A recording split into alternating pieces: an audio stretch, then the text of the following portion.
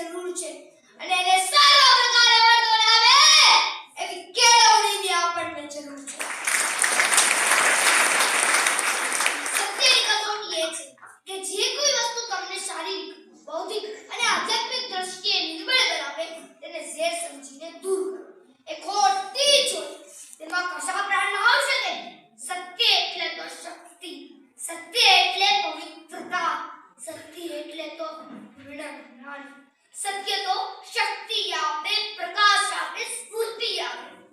બંધુઓ, ચાલો આપણે સૌ કામે લાગી જઈએ. આ સમય સહી રહેવાનો નથી. આપણા કાર્ય ઉપર ભાવિ ભારતના આગમનનો આધાર છે.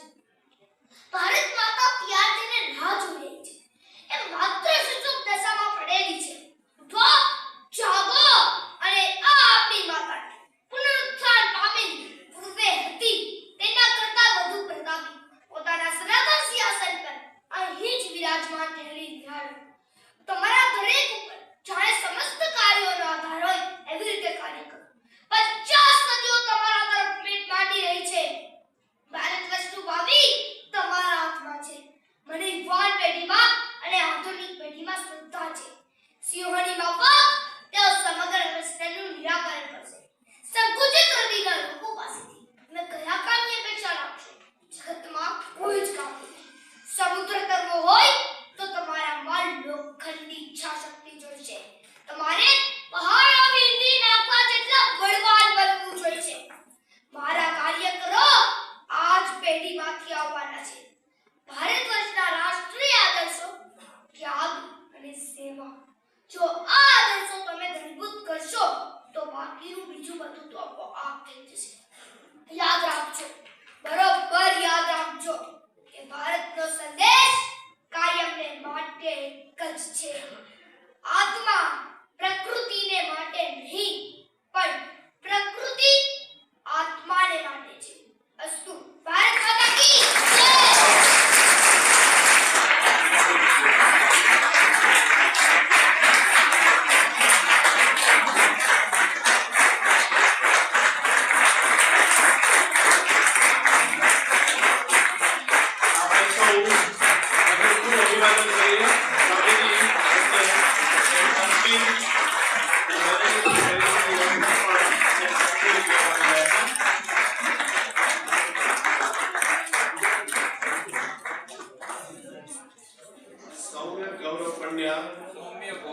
આપણે સૌને ગૌરવ ગૌરવભાઈનો સૌરવ ગૌરવ.